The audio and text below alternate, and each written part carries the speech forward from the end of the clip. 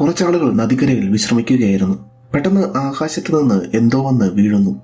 അയാൾ എഴുന്നേറ്റ് നോക്കിയപ്പോൾ അവിടെ മുഴുവൻ കത്തി നശിച്ചിരുന്നു. ജേക്ക് ഞെട്ടി എണീക്കുന്നു. തനിക്ക് മുൻപ് എന്ത് സംഭവിച്ചു, താൻ ആരാണ് എന്നൊന്നും അയാൾക്ക് ഓർമ്മയില്ല. പെട്ടെന്നാണ് തന്റെ കയ്യിലെ ബ്രേസ്ലെറ്റ് ജേക്ക് ശ്രദ്ധിക്കുന്നത്. അവനത് തകർക്കാൻ നോക്കി, പക്ഷേ സാധിക്കുന്നില്ല. താൻ ആരാണെന്നറിയാൻ അവൻ അടുത്തുള്ള ഗ്രാമത്തിലേക്ക് എത്തുന്നു.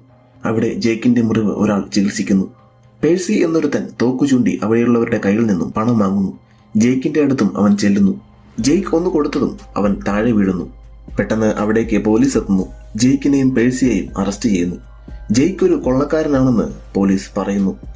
പേഴ്സിയുടെ അച്ഛൻ അവനെ വിട്ടുകിട്ടാൻ പോലീസ് സ്റ്റേഷൻ ആക്രമിക്കാൻ വരുന്നു. പെട്ടെന്ന് ആകാശത്ത് കുറെ ലൈറ്റുകൾ പ്രത്യക്ഷപ്പെടുന്നു. അത് അവരെ ആക്രമിക്കാൻ തുടങ്ങുന്നു. ജേക്കിന്റെ കയ്യിലെ ബ്രേസ്ലെറ്റ് ആക്ടിവേറ്റ് ആകുന്നു. അവൻ അതുപയോഗിച്ച് സ്റ്റേഷന് പുറത്തിറങ്ങുന്നു. പേഴ്സിയെ മുകളിൽ നിന്ന് ഗ്രാപ്ലിംഗ് ഹുക്ക് ഉപയോഗിച്ച് ആരോ പിടിച്ചുകൊണ്ട് പോകുന്നു. ജേക്ക് ലൈറ്റുകളിൽ ഒരെണ്ണം ഷൂട്ട് ചെയ്ത് ഇടുന്നു. അതൊരു ഏലിയൻ ഷിപ്പായിരുന്നു.